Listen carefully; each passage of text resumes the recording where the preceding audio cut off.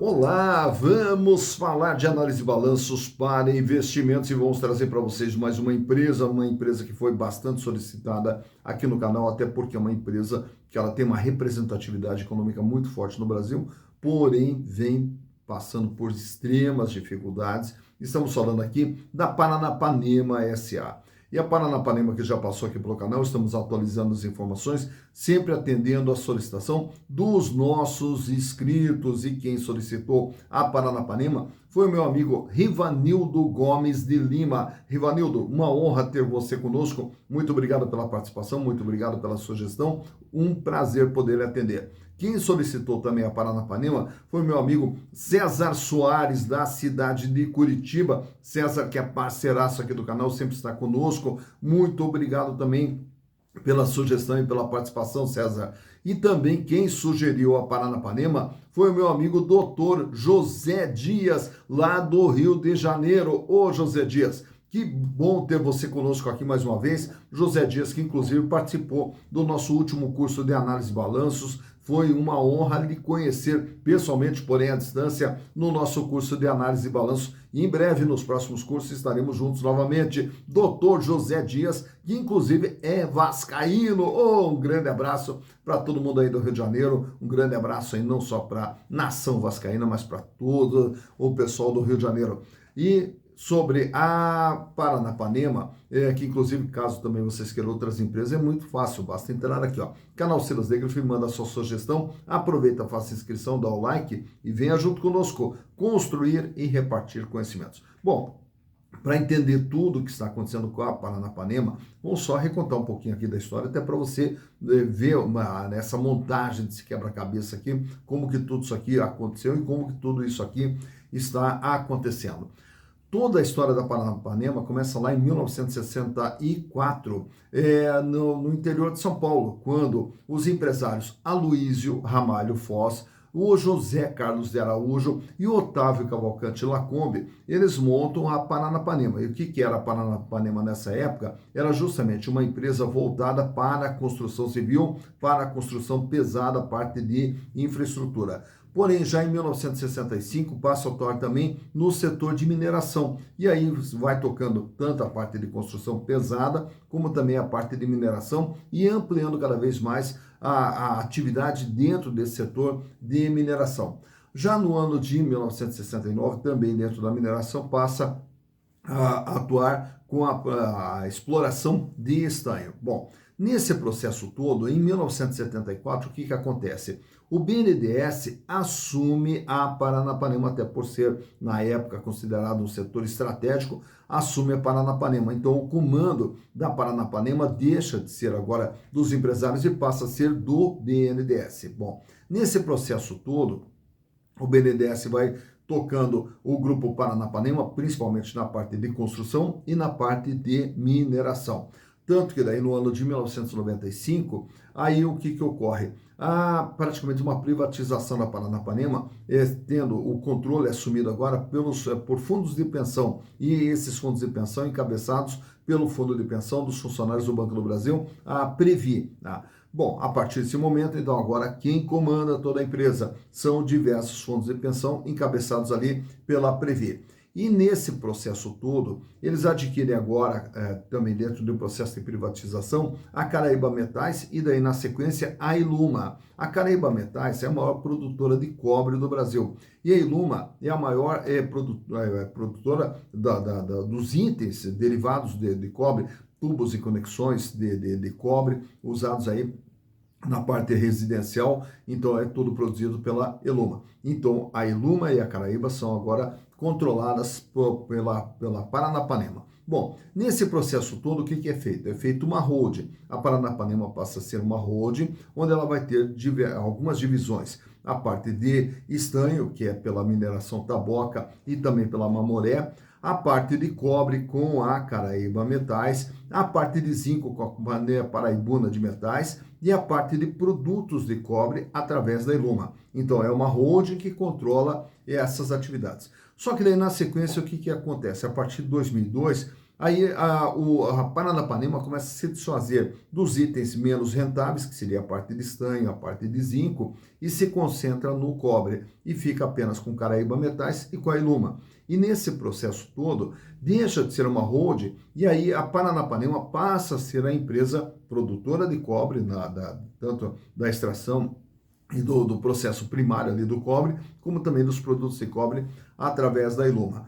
E nesse andamento ali, a empresa começa a passar por uma série de dificuldades, principalmente a partir de 2015, 2016, começa a passar por uma série de dificuldades. Naturalmente que tudo isso aqui é, como a gente sempre fala, é gestão, empresa é gestão. Então imagina o seguinte, que você tem o maior produtor de cobre do Brasil, a maior empresa desse segmento, e essa empresa começa, praticamente, ela tinha ali quase que um monopólio, né? Que a Iluma, quando se falava de tubos e conexões de cobre, era só a Iluma. Claro que tinha as outras, mas as outras eram pequenas perto da Iluma. E o maior fornecedor de cobre no Brasil também é Caraíba Metais. E aí você tem os concorrentes ali, indiretos, porém de menor porte. Então, a empresa que praticamente controlava o mercado. E mesmo assim, a empresa começa a errar uma série de ações e aí, consequentemente, começa a entrar numa situação financeira extremamente complicada. Nesse processo todo de entrar nessa situação financeira extremamente complicada, não houve alternativa a não ser entrar com pedido de recuperação judicial em 2023. Só que quando entrou com a recuperação judicial, a saúde financeira da empresa já estava extremamente debilitada.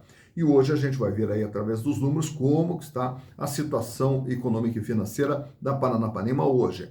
Nesse processo todo de recuperação judicial, agora está começando a ter ali uma série de ações ali de movimentação dos controladores da Paranapanema. A começar que, como a gente vê aqui nesse quadro aí, hoje é a Caixa Econômica, que tem ali praticamente 11, 12% das ações, e aí temos ali diversos outros investidores dentro da Paranapanema, inclusive investidores agora que nesse processo vão saindo, vão entrando outros no lugar ali, então vai ter uma série de movimentação nos controladores ali da Paranapanema. Bom, mas para entender hoje como que está a situação econômica e financeira da empresa, com base agora em 30 de setembro de 2024, estamos trazendo aqui, desde 2020, para você vir acompanhando tudo que vem acontecendo com a empresa, e daí na sequência a gente vai fazer uma comparação de 2023, o ano passado, nesse mesmo período, com 2024, nesse mesmo período, para ver como que está o andamento da empresa em relação ao que ela era até o ano passado e até em relação aos anos anteriores. Para conhecer a Paranapanema, então vamos aos números.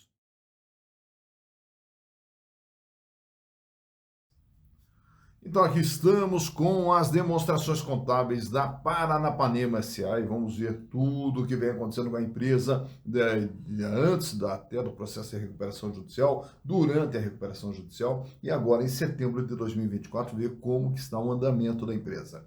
Bom, para isso vamos entender o que é a empresa. Lá em 2020, a Paranapanema tinha um patrimônio total de 4 bilhões de reais. Todos os ativos, bens, direitos, tudo aquilo que fazia parte do patrimônio da empresa, 4 bilhões de reais. E grande parte desse valor está aqui, ó, no imobilizado, que é toda a estrutura de funcionamento da empresa, suas máquinas, equipamentos, todas suas instalações, 1 bilhão 204 milhões de reais. E o que movimenta a empresa é esse grupo aqui de cima, o ativo circulante, que é também chamado de capital giro, 1 bilhão 853 milhões de reais, lá no ano de 2020, representando, na época, 46% do patrimônio total da empresa. Nesse ano, a Paranapanema tinha em caixa 168 milhões de reais, 341 milhões em contas a receber e os estoques da empresa 1 bilhão e 96 milhões. E outros créditos aqui geralmente representados por tributos a recuperar e outros valores a receber que não sejam de clientes, com 246 milhões de reais. Já para 2021, a empresa encolhe para 3 bilhões e 66. E aí, com isso, o capital de giro cai de 1 bilhão e 800 para 1 bilhão e 88. O caixa da empresa despenca de 168 milhões para 56 milhões. Diminui também o contas a receber para 108 milhões e diminui também os estoques que agora fecham com 716 milhões. Já no ano de 2022, a empresa encolhe mais ainda, vem para 1 bilhão 988 milhões. E aí o que nós temos aqui? Uma redução do capital de giro que vem para 569 milhões, O caixa, que era de 168, cai para 56, cai para 23 milhões de reais.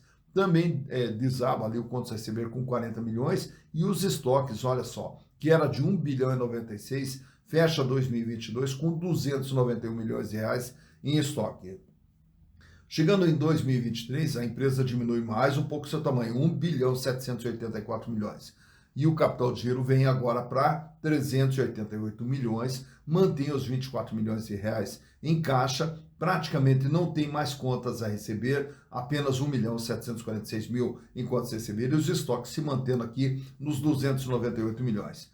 Chegando em setembro agora, a empresa é de 1 bilhão e 705 milhões, ativo total, e vejo que ela também não tem mais investimentos, não vem mais investindo absolutamente nada na sua capacidade de produção, tanto é que o imobilizado só vem sofrendo a depreciação de 1 bilhão e 200 para 1 bilhão e 100, para 1 bilhão e 15, 947 milhões. E o capital de giro agora fecha aqui com 416 milhões, 36 milhões é a posição de caixa, 5 milhões apenas de contas a receber e 309 milhões os estoques da empresa. Então vejo que vai ocorrendo todo o encolhimento da Paranapanema ao longo desse período aqui, principalmente agora em 2023, que daí não teve saída, a não ser entrar com pedido de recuperação judicial. Já a parte de passivo, que ela é composta aqui por passivo circulante, dívidas de curto prazo, passivo não circulante, dívidas de longo prazo e o total do endividamento. Já em 2020, a dívida era de 4 bilhões e 230 milhões contra um patrimônio de 4 bilhões e 31. Portanto, já em 2020, a dívida era superior a todo o patrimônio da empresa, razão pela qual o peso da dívida é de 104%. Quer dizer, do patrimônio ela ainda é 4% maior do que o patrimônio. E com isso, o patrimônio líquido aqui negativo em 198 milhões, devido ao quê? Prejuízos acumulados que vinha de antes do ano de 2020.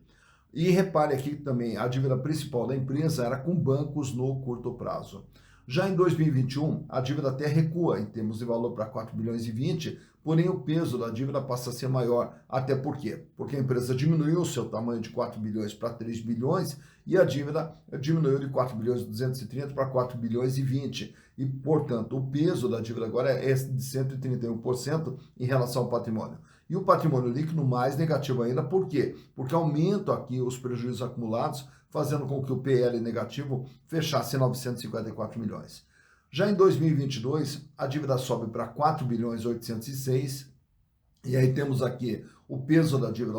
Se o patrimônio da empresa é de 1 bilhão e 988, quase 2 bilhões, a dívida é de 4 bilhões e 800. Portanto, a dívida é mais do que o dobro de tudo aquilo que a empresa tem. E aí, com isso, o patrimônio líquido 2 bilhões e 817 negativo e já acumulava 5 bilhões de prejuízos acumulados.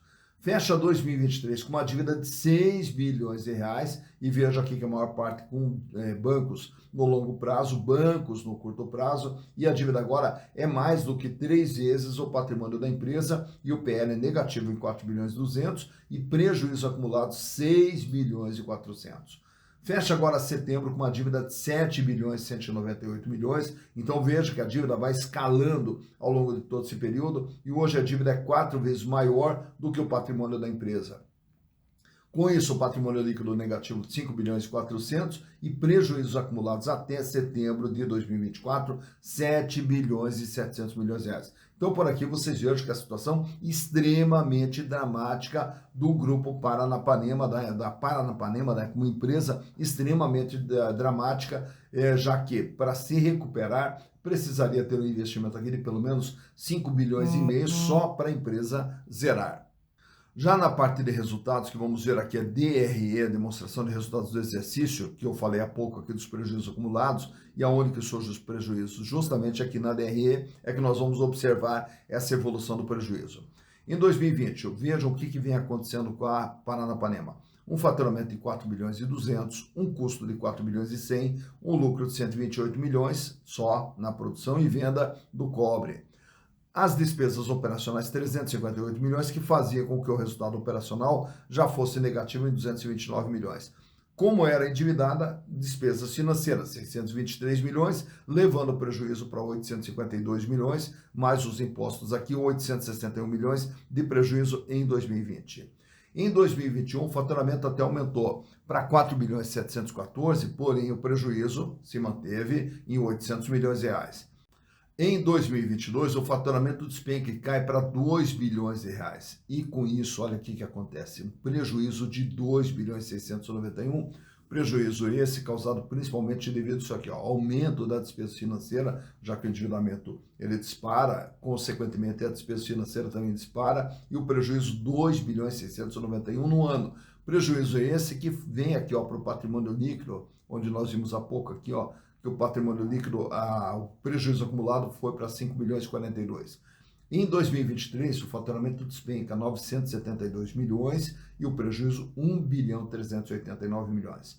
Chega agora em setembro, até setembro, 329 milhões apenas de faturamento e um prejuízo também de 1 bilhão 329. Então essa sequência de prejuízo aqui é que vem justamente fazendo com que o patrimônio líquido fique cada vez mais negativo. Naturalmente, que a saída da empresa aqui, o que seria? Seria justamente a injeção de recursos para diminuir, principalmente aqui a despesa financeira, que é extremamente elevada, e naturalmente aqui a gestão de custos da empresa, que os custos em todos os anos aqui, 2022, 23, 24, eles são maiores do que a receita. Só o custo já é maior do que a receita. Bom, mas vamos ver esse ano de 2024 de forma específica. Peço licença a vocês para girar a tela e vamos trazer aqui nesse quadro uma comparação do ano passado, dos 3 trimestres do ano passado com os 3 trimestres desse ano aqui, só para termos uma ideia do que vem acontecendo. No primeiro tri do ano passado, um faturamento de 441 milhões e esse ano, um faturamento de 76 milhões só de janeiro a março. No ano passado, um faturamento no segundo tri de 263 milhões, esse ano 119 milhões. No terceiro tri do ano passado, o faturamento cai para 193 milhões e esse ano 133 milhões. Mais importante do que esse faturamento é esse número aqui, ó. No primeiro tri, um prejuízo de 178 milhões no ano passado, esse ano, no primeiro tri, 323 milhões de prejuízo. No segundo tri do ano passado, 613 milhões de prejuízo, esse ano, 670 milhões. No terceiro tri do ano passado, 382 milhões de prejuízo, esse ano 335 milhões. Então veja como deteriorou a situação da empresa em relação ao ano passado, que no ano passado, nesse mesmo período, 899 milhões de faturamento, e esse ano apenas 329, só no mesmo período aqui. E no ano passado, um prejuízo de 1 bilhão 174 nos 3 trimestres, e esse ano um prejuízo de 1 bilhão 329 nos 3 trimestres. Então, por aqui dá para ver como está terrível a situação da Paranapanema SA.